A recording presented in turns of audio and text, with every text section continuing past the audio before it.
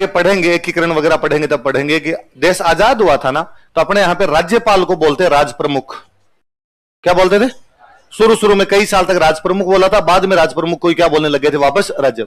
अपने राजस्थान के पहले लास्ट एकमात्र कोई राज प्रमुख बने थे तो वो कौन थे? बारे में ज्यादा बातें नहीं है ना, एक वैसे यूं नॉर्मली बता दूं। जयपुर में सवाई जयसिंह के बाद में जीते राजा बने, उनके नाम क्या क्या लगता है? सवाई। इनका नाम भी क्या हो गया? सवाई मानस, SMS। तो SMS नाम पे जितनी भी चीजें ना अपने जयपुर में, वो सारी इन्हीं के टाइम के। SMS स्टेडियम, SMS हॉस्पिटल, ये सारे किस राजा के टाइम में बने थे? सवाई। वैसे इनके बारे में और ज्यादा बातें कोई क्वेश्चन नहीं पूछते। इनकी एक रानी हुई थी, उनके बारे में कोई क्वेश्चन पूछ लेंगे। गायत्री देवी, दुनिया की सबसे सुंदर महिला उस समय। अब तो मिस वर्ल्ड ये होने लग गए, तब हुआ नहीं करते थे। उस समय एक मैगजीन आती, जर्मनी की एक मैगजीन थी, वोग नाम की एक मैगजीन आया करती। उस मैगजीन ने टॉप 10 सुंदर महिलाओं की एक लिस्ट छापी थी। उसके अंदर सबसे ऊपर नाम था, भारत की 2 महिलाओं के नाम थे। एक बॉलीवुड की हीरोइन हुआ करती थी देविका, लेकिन देविका का नाम था या किसका नाम था? महारानी गायत्री। वाकई बहुत सुंदर थे। 2010 के आसपास मरे थे, तब भी उनके चेहरे पर ग्रेस एक अलग सा ही दिखाई दिया करता था। उसमें भी जोरदार बात, ये बंगाल के थे गायत्री देवी। कूच बिहार, बंगाल में कौन सी जगह पड़ती है? कूच बिहार की राजकुमारी थी। लंदन पढ़ा करती थी, 16-17 साल की एज, वह लंदन में पढ़ाई करे। मानसिंह जी 40 साल के। मानसिंह जी की ऑलरेडी 2 शादियां हो चुकी, मानसिंह जी की टाबर यहां पे। लेकिन मानसिंह जी पोलो के बहुत अच्छे प्लेयर थे। भारत को पहला पोलो का वर्ल्ड कप जिता के यदि कोई लाए थे तो वो कौन थे? इसलिए SMS स्टेडियम में आप जाओगे तो मानसिंह जी की मूर्ति है वहां पे। तो मूर्ति इसलिए नहीं है कि मानसिंह जी जयपुर के राजा थे, मूर्ति इसलिए नहीं है कि मानसिंह जी ने SMS स्टेडियम बनवाया होगा, मूर्ति इसलिए है कि वो पोलो के कैप्टन थे और पोलो को वर्ल्ड कप जिता के लाए। इसलिए मानसिंह जी की जो मूर्ति है उसमें हाथ में पोलो है, पोलो वाली जो स्टिक होती है, वो पोलो वाली स्टिक के साथ में वैसे इनकी मूर्ति लगाई हुई है वहां पे। तो पोलो खेलने के लिए लंदन गए हुए। एक दिन वहां पोलो का मैच चल रहा और गायत्री देवी उस मैच को देखने के लिए आई हुई। ये वहां पढ़ने के लिए गई हुई, 16-17 साल की। मानसिंह जी पोलो बहुत अच्छा खेले उस मैच के अंदर। पोलो खेल के जब बाहर आए, बाहर आता है गायत्री देवी ने लगभग घुटनों के बल बैठकर कहा, will you marry me? Mansingh ji तैयार बैठे थे, मानसिंह जी क्यों मना करे? तो मानसिंह जी बाद में शादी करके लाए थे। तो यहाँ जयपुर वालों ने खूब विरोध किया था कि नहीं, हम बंगाल शादी नहीं करने देंगे। ये क्या तरीका हुआ? बंगालियों में जा जाके ब्याह करते रहते हो। मानसिंह जी का मैं जानता हूं क्या है क्या नहीं है, मैं कर लाऊंगा। फिर गायत्री देवी यहां महारानी थी, इनको पटरानी बनाया गया था बाद में। गायत्री देवी बाद में पॉलिटिक्स ज्वाइन कर लेते हैं। गायत्री देवी 1962 के अंदर जयपुर से लोकसभा सदस्य बने थे। एक पार्टी हुआ करती यहां पे, स्वतंत्र पार्टी। कौन सी पार्टी थी? तो कौन सी पार्टी से चुनाव लड़ा था? यह राजस्थान की पहली महिला जो लोकसभा में गई थी। राजस्थान की पहली महिला जो लोकसभा सदस्य बनी थी वो कौन थी? कौन से चुनाव में? कौन सी पार्टी की तरफ से? जाचक जीवन राइटर का नाम है, बुक का नाम क्या है? अब ये याद रखना ना, कई बार कोई ये देगा जाचक जीवन द्वारा लिखी गई प्रताप रासो नामक पुस्तक में कौन से राजा का वर्णन है। अब वो फिर नीचे देगा मेवाड़ महाराणा प्रताप सिंह, जयपुर महाराजा सवाई प्रताप सिंह, अलवर के राजा प्रताप सिंह, बांसवाड़ा के राजा प्रताप सिंह। प्रताप सिंह कई हो गए। तब याद रखना कि प्रताप रासो में अलवर वाले प्रताप सिंह की जानकारी, किसकी जानकारी है? या कई बार यह आएगा अलवर राज्य में नरुका राज्य या अलवर में कछवाहों की नरुका शाखा के स्थापना के बारे में कौन सी पुस्तक जानकारी देती है? प्रताप। क्यों प्रताप सिंह के बारे में जानकारी देगी? प्रताप सिंह के बारे में जानकारी देगी तो क्या बताएगी कि प्रताप सिंह अलवर का पहला राजा था, तो अलवर की स्थापना की जानकारी है। तो किताब कौन सी है? प्रताप। याद रहेगी? तो इस किताब के स्टार लगा लो, बाकी कोई नहीं बने सवाल। अपने 2 रियासतों में राष्ट्रभाषा बनी। कौन कौन सी 2 रियासत है? ये तो भरतपुर में और एक अलवर। कारण है क्यों इन दोनों को हिंदी आती थी। ये यूपी के टच में है, हिंदी भाषा थी यूपी की। यूपी के टच में अपने कौन से लगते हैं? अलवर और भरतपुर, इसलिए इनको हिंदी आती। बाकी राजस्थान को हिंदी आती ही नहीं थी। जब हिंदी नहीं आती है तो आप नेशनल लैंग्वेज घोषित कैसे करोगे? इसलिए अपनी भाषा यहां पे राजस्थानी थी। अपनी भाषा कौन सी थी? या चला करती अपने फारसी, डॉक्यूमेंट की भाषा फारसी खूब चला करती थी। हालांकि इस टाइम तक आते थे फारसी का प्रभाव थोड़ा कम होने लगा था, अब भाषा आ गई थी इंग्लिश। तो डॉक्यूमेंट में कौन सी भाषा यूज लेने लगे थे? पहले पूरे मध्य काल में अपनी जो प्रशासनिक भाषा हुआ करती वो कौन सी हुआ करती थी? फारसी हुआ करती। पहले पढ़ा लिखा आदमी, इसका मतलब उसको कौन सी भाषा आती? इसलिए बाद में डायलॉग ही है, हाथ कंगन को आरसी क्या, पढ़े लिखे को हाथ कंगन को आरसी क्या। क्या मतलब है इसका? आरसी क्या होता है?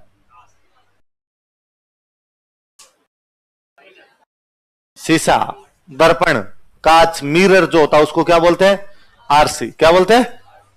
हाथ कंगन को आरसी क्या गया? हाथ में यदि कंगन पहन रखे हैं उसके लिए कांच में देखने की आवश्यकता, कि आपने कोई रखड़ी पहनी तो आपको देखना पड़े कि भाई कैसी लग रही है कैसी नहीं। कोई बिंदी बिंदी लगाई तो देखना पड़े। और कोई यूं हाथ में चूड़ियां पहनकर यूं कांच में थोड़ी देखता है कैसी लग रही है। हाथ वाली चूड़ियां तो डायरेक्ट ही देख लो। तो हाथ कंगन को आरसी क्या, कि हाथ में यदि कंगन है तो उसके लिए आरसी की आवश्यकता, उसके लिए आरसी क्या चीज, आरसी नहीं चाहिए उसके लिए। पढ़े लिखे को फारसी क्या, वैसे पढ़े लिखे आदमी के लिए फारसी कोई बड़ी बात है। और फारसी का कितना प्रभाव रहा होगा कि आज भी कोई आदमी ज्यादा ज्ञान की बातें करे तो गांव में कहते चुप रहे, फारसी जड़ है। पहले ज्ञान वाले आदमी के पास होती क्या थी, फारसी। बाद में फारसी का स्थान लेना शुरू कर दिया था इंग्लिश ने। जब अंग्रेज आए तो कौन सी भाषा आ गई, इंग्लिश आ गई। इंग्लिश आई तो उसकी प्रतिक्रिया जो दिखाई दी कि भारत के लोगों का आगे अब हम अंग्रेजी का प्रयोग ही नहीं करेंगे। तो भारत के लोग यूपी साइड के इधर के नेता हुआ करते तो हम किसका प्रयोग करेंगे, हिंदी का। तो ये अपने यहां पर भी राष्ट्रवाद आया अलवर भरतपुर में, इन्होंने कहा हमारी भी राष्ट्रभाषा कौन सी है, कौन सी है। जैसे अपने यहां पे सामंत हुआ करते थे ना, वैसे इंग्लैंड में होते ड्यूक। अपने यहां सामंत होते वैसे इंग्लैंड में क्या हुआ करते। तो एक जगह पर थी इंग्लैंड में एडिनबर्ग, वह एडिनबर्ग का ड्यूक एक बार यहां पर आया, लंदन से यहां पर आता है, अपने अलवर आता है। ये जब एडिनबर्ग का ड्यूक यहां पे आया था तो इसके स्वागत में उस समय अलवर के अंदर एक महल बनाया गया था, सरिस्का का अभ्यारण्य अपने वहां पर महल बनाया गया, इसलिए महल का नाम ही हो गया सरिस्का महल। कौन सा महल हो गया, तो सरिस्का महल का निर्माण कौन से राजा ने करवाया, जयसिंह। किसके आगमन के समय, ड्यूक ऑफ एडिनबर्ग। निकोला मनुची तो बड़ी जोरदार जानकारी देता है। मनुची कहता है कि शिवाजी 3 दिन तक मिर्जा राजा जयसिंह के कैंप में रहे और शिवाजी और मिर्जा राजा जयसिंह दोनों ने मिलकर प्लानिंग की कि औरंगजेब को कैसे मारना है।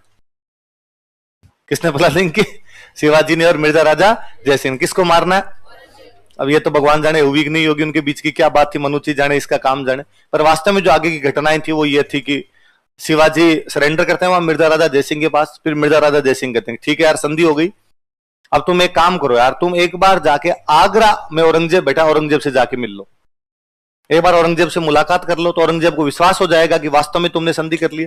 फिर तुम तुम्हारा साउथ में राज करो, औरंगजेब अपना नॉर्थ में राज करता रहेगा, औरंगजेब तुम्हें तंग नहीं करेगा, तुम औरंगजेब को मत करो। शिवाजी ने कहा कि मिर्जा राजा जयसिंह मुझे आप पर अथाह विश्वास है, लेकिन औरंगजेब पे रत्ती भर नहीं है। मैं आपके पास जब आपके कैंप में आया, निहत्ता आया, बिना हथियारों के अकेला आया, क्योंकि मुझे पता था कि मिर्जा राजा जयसिंह और कुछ भी कर सकता लेकिन धोखा तो, और औरंगजेब पे मुझे पक्का विश्वास है वो धोखा ही करेगा और कुछ ही नहीं करेगा। मिर्जा राजा जयसिंह ने कहा नहीं, इस बात की गारंटी मैं लेता हूं, तुम्हारे साथ में किसी भी प्रकार की धोखाधड़ी नहीं की जाएगी, आराम से जाओ। मैं वहां रहूंगा कहां, आगरा जाऊंगा तो कहा मेरा घर है, मेरा बेटा वहीं रहता है राम सिंह, बेटे का नाम क्या था, राम सिंह, वहीं है, राम सिंह के पास जाके आराम से रहो।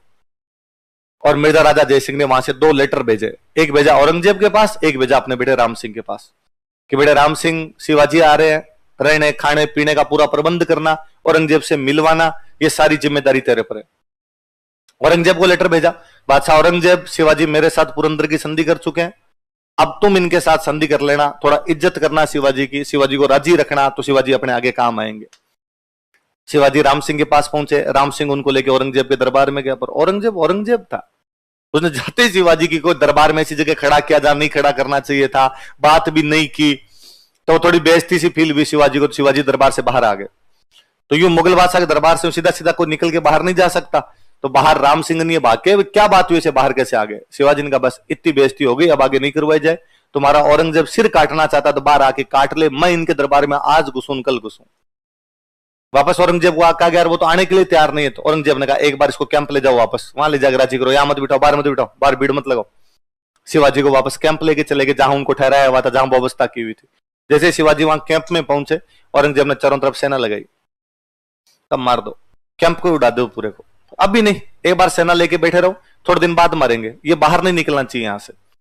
एक बार हाथों हाथ मार देंगे तो मराठे थोड़े नाराज हो जाएंगे, राजा गया था मार दिया, कहेंगे कई दिन बैठा है बैठा बैठा, फिर एक दिन धीरे से मार देंगे, पता ही नहीं चलेगा। अब शिवाजी कैद, अब ये कैदी के समाचार पहुंचे मिर्जा राजा जयसिंह के पास, वो वहां साउथ इंडिया में बैठा बैठा माथा फोड़े कि यार शिवाजी मेरे भरोसे पर वहां गया था, और अब शिवाजी जेल में बैठा बैठा सोच रहा होगा कि यार उस मिर्जा राजा जयसिंह के चक्कर में नहीं फंसता तो मरता तो नहीं। और फिर मरना 2 प्रकार का होता है, एक मरना तो यह कि आप युद्ध में जाओ, लड़ते हुए मारे जाओ, वीर गति को प्राप्त हो, एक आप कमरे में बैठे हो, आपके पास कोई हथियार नहीं है और बाहर एक तोप का गोला के आपका कमरा उड़ा दे, इससे बुरी मौत क्या होगी, आप कुछ कर भी नहीं सकते। तो मिर्जा राजा जयसिंह वापस राम सिंह को लेटर लिखते हैं कि बेटे राम सिंह मुझे नहीं पता तुम ये काम कैसे करोगे, पर साम दाम दंड भेद येन केन प्रकारेण शिवाजी बाहर रहना चाहिए। अपने पे कलंक लग जाएगा कि अपने भरोसे पे शिवाजी वहां गया था, औरंगजेब ने पकड़ लिया, औरंगजेब को कोई कुछ ही नहीं कहेगा, सारे लोग अपने को आगे कहेंगे। राम सिंह ने कहा मैं कर लूंगा व्यवस्था, चिंता ही मत करो। अब राम सिंह ने औरंगजेब से बात की कि औरंगजेब शिवाजी को कैद रखना है, रख, कोई बात नहीं, मारना है मार, कोई बात नहीं, पर शिवाजी का 9 साल का बेटा साथ में है, संभाजी, क्या नाम था, इसको क्यों कैद कर रखा है? इसको तेरे दरबार में लाऊंगा, ले जाऊंगा, मैं आता ही हूं तेरे दरबार में डेली, इसको भी लाऊंगा ले जाऊंगा, तो इसके मन में तो अच्छी छवि होगी कि देखो औरंगजेब कितना अच्छा राजा है, और शिवाजी को मारने के बाद इसको राजा बना लेना और इसको मनसबदार बना देना। औरंगजेब ने कहा ठीक है, बच्चे को ले आया कर तो कोई बात नहीं।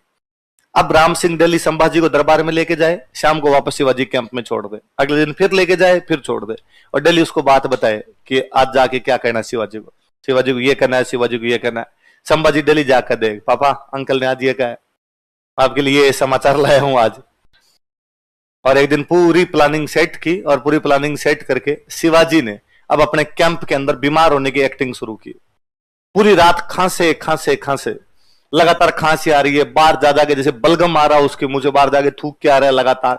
बाहर जो सिक्योरिटी गार्ड खड़े थे उन्होंने पूछा यार क्या हो गया आज पूरी रात के, और शिवाजी ने कहा 2-3 दिन हो गए, भयंकर वाली छाती जाम है और मेरे तो पता ही नहीं क्या हो गया। लगातार 2-3 दिन ऐसे खांसी आई तो शिवाजी ने अपने नौकरों को कहना शुरू किया, नौकरों ने बाहर वालों को कहना शुरू किया कि टीबी हो गई। टीबी होती है क्षय रोग जिसको अपने बोलते हैं।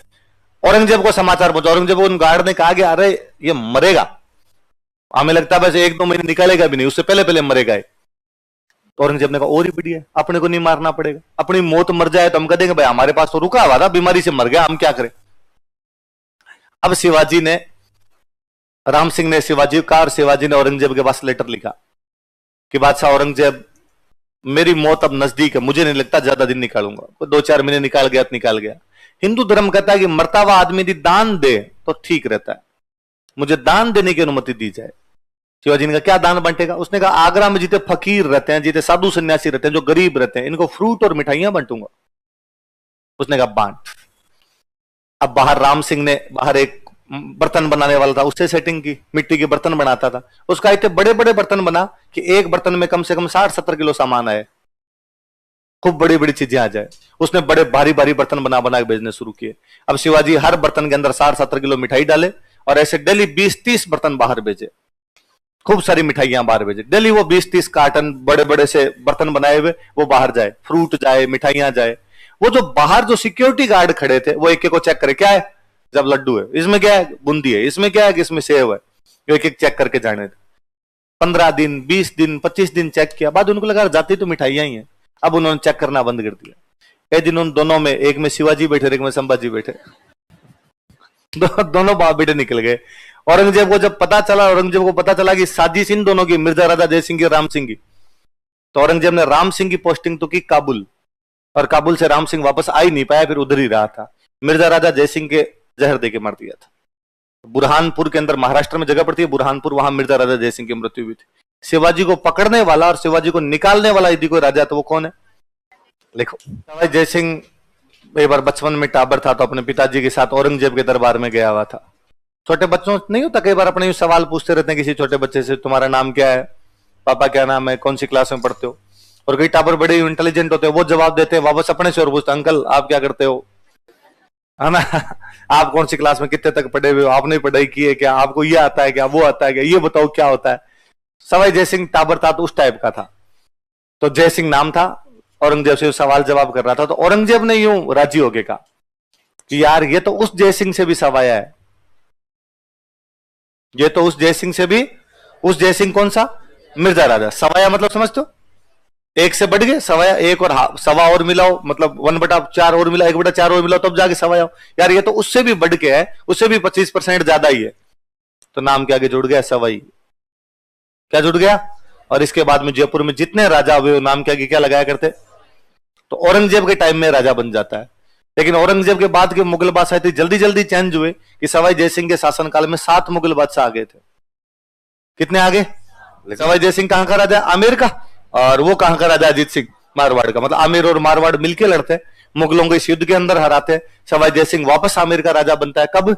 1709। कौन से युद्ध को जीत के? तो सांबर का युद्ध कौन कौन सी 2 रियासतों ने मिलकर जीता? आमेर और मारवाड़। उसके बाद सांबर वाली झील पे आमेर मारवाड़ का ज्वाइंट कंट्रोल मान लिया गया और कहा गया सांबर झील से जितना भी नमक आएगा उसका आधा भाग रखेगा आमेर और आधा भाग कौन रखेगा? बाद में जब अंग्रेज आ गए तो सांबर की जेल अंग्रेजों को बेची गई थी। अंग्रेजों ने कहा भाई हमें दे दो, हम यहां से नमक निकाल लेंगे। तो अंग्रेज 2.5 लाख रुपए साल के दिया करते। तो 2.5 लाख में से 1.25 लाख तो लिया करता आमिर, और 1.25 लाख कौन लिया करता? आपने याद रखने वाली बात यह कि कौन सी एक झील पर राजस्थान की 2 रियासतों का ज्वाइंट कंट्रोल था? सांबर की। कौन कौन सी रियासतों का? क्यों? क्योंकि सांबर का युद्ध दोनों ने मिलकर जीता था। किसके खिलाफ? याद रहेगी ना बात, लिखो। और दिल्ली में एक बादशाह बन गया मोहम्मद शाह रंगीला। कौन बन गया? मैंने बताई थी दिन बातें कि रंगीनी जीवड़ा था। अच्छा, औरंगजेब के बाद भी मुगलों की स्थिति खराब हो गई थी। औरंगजेब के बाद मुगलों की स्थिति खराब चल रही थी और खूब सारे लोगों ने, दूर दराज के क्षेत्रों में जो भी लोग रहते उन्होंने मुगलों को टैक्स देना बंद। औरंगजेब के टाइम में अपना एक राजस्थान का राज्य इनको टैक्स देना बंद कर देता, भरतपुर। भरतपुर के जो आसपास के किसान थे इन्होंने मुगलों को टैक्स देना बंद कर।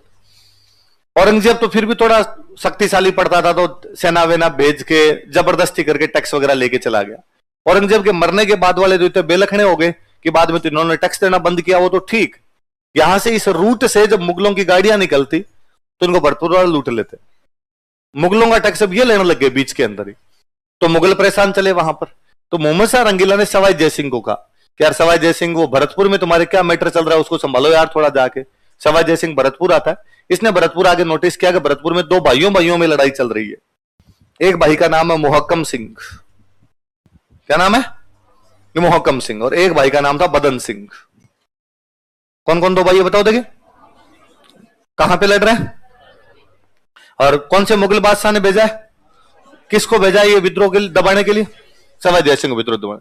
सवाई जयसिंह ने आगे बदन सिंह से बात की कि बदन सिंह यदि मैं तेरे को भरतपुर का राजा बना दूं तो उसने कहा तू कहेगा वैसे कर लूंगा। फिर इधर से मुगलों की गाड़ियां नहीं लूटेगा? उसने कहा नहीं। तो ठीक है, तुम भरतपुर का राजा है, हम तेरे को डीग की जागीर देते हैं। कौन सी जागीर देते हैं? तब तक भरतपुर था ही नहीं, डीग हुआ करता। तो हम तेरे को डीग की जागीर देते हैं और तेरे को मैं राजा घोषित करता हूं। आज के बाद तू इस ब्रिज प्रदेश का राजा है, इसलिए तेरी उपाधि है ब्रिजराज। क्या उपाधि है? तो कौन सी उपाधि, कौन सी जागीर दे दी गई? डीग। कौन सी उपाधि दे दी गई? किसके द्वारा? तो अब डीग का राजा कौन बन गया? बदन सिंह। तो कहा भाई बदन सिंह तू यहां का टैक्स ले लिया कर, तेरे को मुगल तंग नहीं करेंगे, तू मुगलों की गाड़ियां मत छेड़ा कर, तो तू मुगलों को भी तंग मत करना, दोनों आपस में राजी खुशी रहो। मोहम्मद शाह रंगीला को जाकर भाई तुम्हारा काम कर दिया, अब तुम्हारी एक भी गाड़ी नहीं लूटी जाएगी। कैसे? तो वहां अपना बंदा एक राजा बन गया, मैं बदन सिंह को राजा बना के आ गया, वो अपनी सारी बातें मानेगा। तो मोहम्मद शाह रंगीला सवाई जयसिंह को कहता गया तू तो राजा बनाने वाला राजा है, इसलिए तेरी उपाधि है राज राजेश्वर। क्या उपाधि है? तो भरतपुर का विद्रोह दबाया, इसलिए मोहम्मद शाह रंगीला ने सवाई जयसिंह को कौन सी उपाधि दी भरतपुर में? नॉर्मल अपनी जानकारियां तो इतनी है कि अंतिम हिंदू राजा जिसने अश्वमेध यज्ञ का आयोजन करवाया कौन था? सवाई जयसिंह। उस यज्ञ के पुरोहित कौन थे? पुंडरीक रत्नाकर। और यज्ञ का घोड़ा किसने पकड़ लिया था? दीप सिंह को। इतिश्री अपने किताबों में इतनी बातें, अपने इस कंपटीशन में इतनी बातें पूछे, याद कर लेते। मैं जब पढ़ने लगा था तब ये फैक्ट यूं पढ़ा कि अंतिम हिंदू राजा कौन थे जिन्होंने अश्वमेध यज्ञ करवाया? कि सवाई जयसिंह। लगा अच्छा, अश्वमेध यज्ञ अपना दिमाग में बचपन में राम जी वाला पढ़ा हुआ कि राम जी ने अश्वमेध यज्ञ का आयोजन करवाया था और राम जी ने घोड़ा छोड़ा और घोड़े को पकड़ लिया लव कुश ने। किसने पकड़ लिया? और लव कुश ने उस दिन भरत, शत्रुघ्न, लक्ष्मण, हनुमान जी इन सब की लंका लगा दी थी। क्या कूटा था इन सबको पकड़ के, और उस दिन वो राम जी को कूट लेते। वो तो माँ सीता बीच में आगे उन्होंने कहा था कि डैडी है तुम्हारे अच्छे का, डैडी है क्या? बच गए डैडी, वरना आज हम बताते क्या चीज है। तो क्या बहादुर बच्चे थे वो लव कुश दोनों। यार वो अश्वमेध यज्ञ था जिसको लव कुश ने पकड़ा था, जिस घोड़े को। यार राजा सगर वाला पढ़ते हैं, राजा सगर की 60,000 की सेना को ऋषि ने श्राप देके और पत्थर के बना दिए थे जिनके लिए गंगा नदी धरती पर लाएगी। युधिष्ठिर का यज्ञ पढ़ते हैं, अर्जुन को और उनको साथ में जाना पड़ा था, वो अश्वमेध यज्ञ सुने। ये वाला सुना कि यार अंतिम हिंदू राजा सवाई जयसिंह थे जिन्होंने अश्वमेध यज्ञ किया। तो पहला सवाल दिमाग में कि घोड़ा कहां कहां गया? कौन कौन सी रियासतों पर फिर सवाई जयसिंह ने अधिकार कर लिया था? फिर दूसरा सवाल दिमाग में, मुझे ज्यादा दिमाग में ये रहता कि ये घोड़ा अपने बीकानेर की साइड में आया था कि नहीं आया था, और ये आया था तो अपने बीकानेर में इतना कौन नाजोगा राजा था जिसने घोड़ा पकड़ा ही नहीं? और यदि नहीं पकड़ा तो फिर क्या बीकानेर जयपुर के अंदर आता था? और यदि पकड़ लिया तो फिर कौन सी लड़ाई हुई? फिर पढ़ा कि पकड़ा दीप सिंह कुम्हार था, तो ये कौन है? ये कहां का राजा जिसने पकड़ लिया था? अब इन सवालों के कोई जवाब नहीं। मैंने इधर उधर कई खेचल की किताबों में ढूंढन की, पर कहीं कुछ भी नहीं मिल रहा था उस बारे में। पूछा किसी सीनियर से तो उन्होंने कहा याद कर लिया कर रहे, क्यों फालतू के पंगे लेता है, 3 फैक्ट याद करने। क्या बंद हो गया?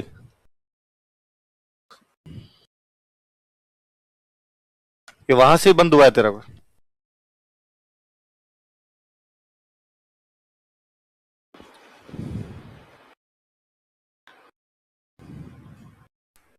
चलो नहीं, क्या होगा अब, चलो। अच्छा, दोस्तों ने सबने कहा यार याद कर लिया कर, क्यों फालतू पंगे लेता है इधर उधर के। पर वो दिमाग में कई बार यूं घोचे होते हैं, जल्दी जाते नहीं। एक दिन राजस्थानी सब्जेक्ट था मेरे पास में, एक दिन राजस्थानी की किताबें पढ़ रहा था कोई पुरानी, तो उस किताब में एक कहानी आई। कहानी का शीर्षक ही लिखा हुआ था अश्वमेधो स्वांग। अश्वमेधो स्वांग का मतलब था नाटक। स्वांग का मतलब क्या होता है? नाटक आता है। अश्वमेध का नाटक, अब ये कौन सा नाटक आ गया अश्वमेध का। वो पढ़ा तब इसकी कई कहानियां समझ में कि सवाई जयसिंह ने यज्ञ करवा तो लिया।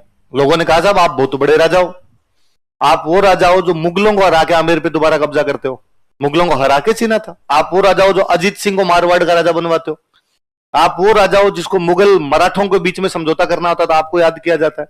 मराठों को यदि कोई हरा रहा तो केवल आप हो, बाकी तो मराठों के खिलाफ किसी की पार नहीं पड़ रही है।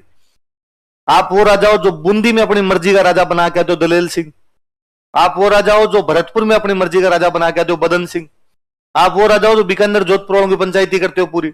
आपसे बड़ा राजा धरती पे कोई नहीं, भगवान राम के वंशज हो। आप अश्वमेध यज्ञ नहीं करवाओगे तो कौन करवाएगा? उसने कहा ये वाली बात सही है, करो अपने तो अश्वमेध यज्ञ।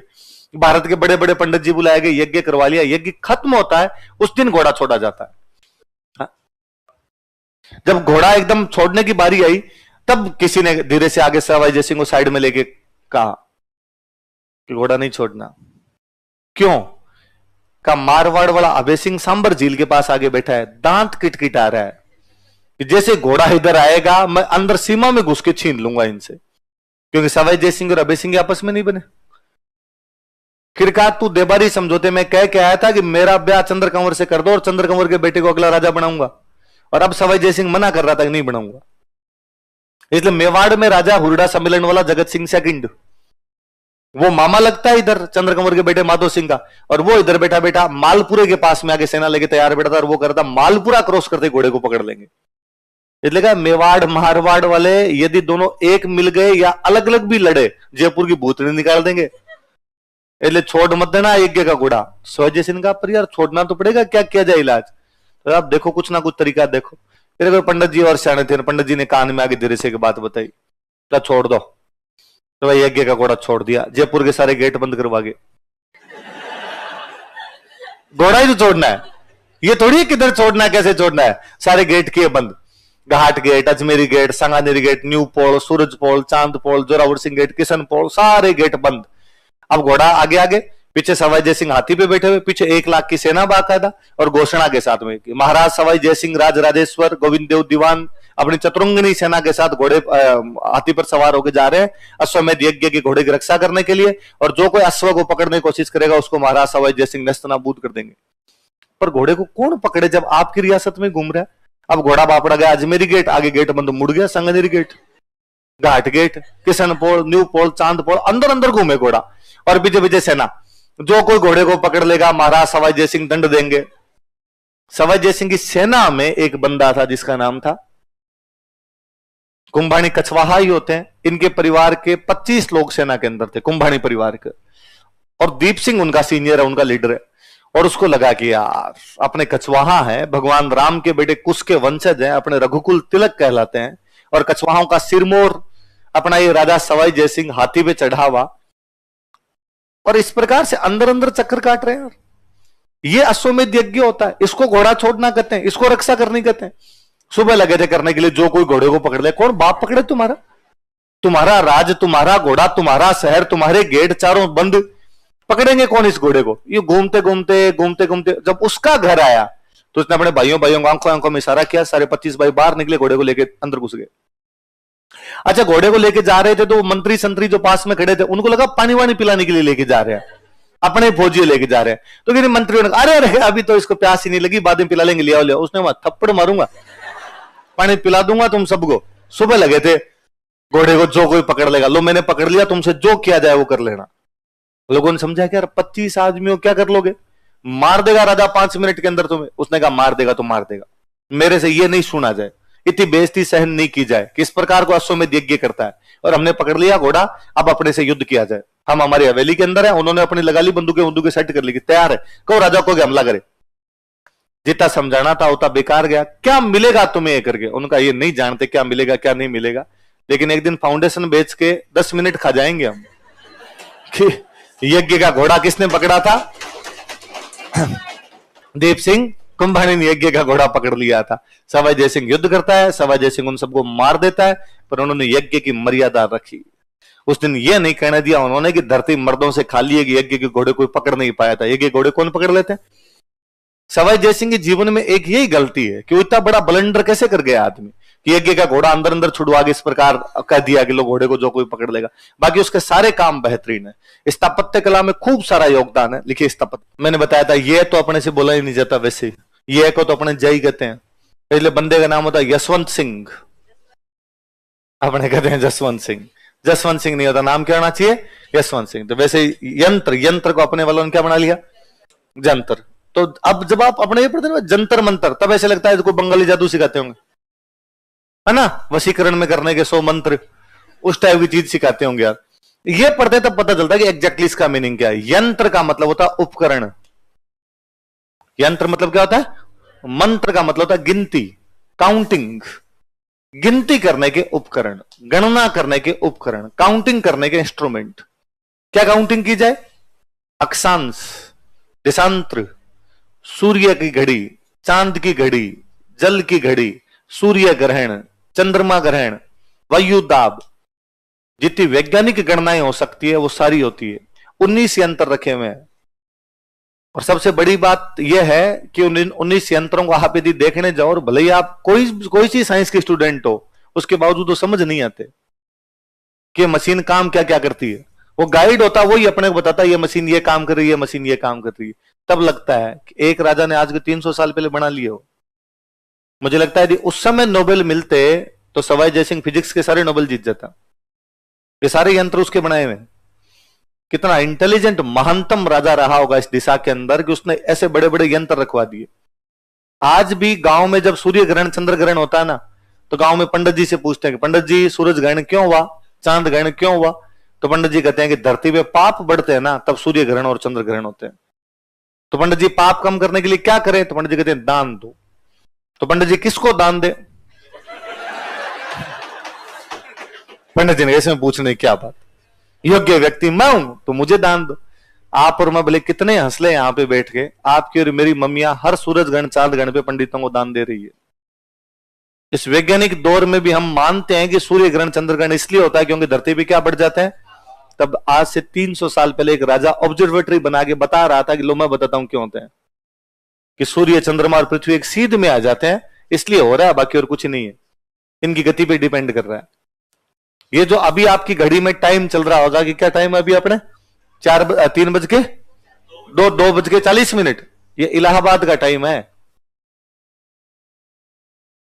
इलाहाबाद का टाइम है। इलाहाबाद के पास में गांव है नैनी, 82.5 डिग्री वहां से गुजर रही है। तो 82.5 डिग्री का स्टैंडर्ड, आप जब बोलते हो उसको स्टैंडर्ड टाइम है, मतलब इसको आपने स्टैंडर्ड मान रखा, आपका नहीं है। आज जयपुर का क्या टाइम है वो तो जंतर मंत्र वाली घड़ी बताती है। और तीनों, सूर्य वाली घड़ी अलग, चांद वाली घड़ी अलग, जल वाली घड़ी अलग। इसलिए जीवन में जंतर मंत्र जरूर देखना चाहिए। उस राजा पे गर्व करने का मौका मिलना चाहिए कि हमारे यहाँ के राजाओं ने केवल लड़ाइयां नहीं की, वैज्ञानिक दृष्टिकोण से कितना शुद्ध, कितना परिशुद्ध ऐसे ऐसे यंत्र रखवा के चला गया जिन पे लोग आज भी समझ नहीं पाते कि यार क्या क्या यंत्र है। आज घर पे जाके नेट पे देख दाख के 100 शब्दों में आंसर लिखोगे जयपुर का जंतर मंत्र, लिख लोगे? मुझे नहीं पता कहां से क्या लिखना, कौन कौन से यंत्र क्या क्या काम करते हैं। अब नेट पे चेक करोगे मिलेंगे, उसको यंत्रों का नाम मिलेगा आपको, सम्राट यंत्र, राम प्रकाश यंत्र, जयप्रकाश यंत्र, दिगंतास यंत्र, उनतास यंत्र, नाभिवलय यंत्र। अब देखना अलग अलग अलग अलग वो क्या क्या काम करते हैं, चेक कर लोगे? अच्छा, और जंतर मंत्र की तारीफें आप और मैं नहीं कर रहे, यूनेस्को 2010 में कर गया। 2010 में जयपुर का जंतर मंत्र यूनेस्को की वर्ल्ड हेरिटेज साइट घोषित कर दिया गया था। देखो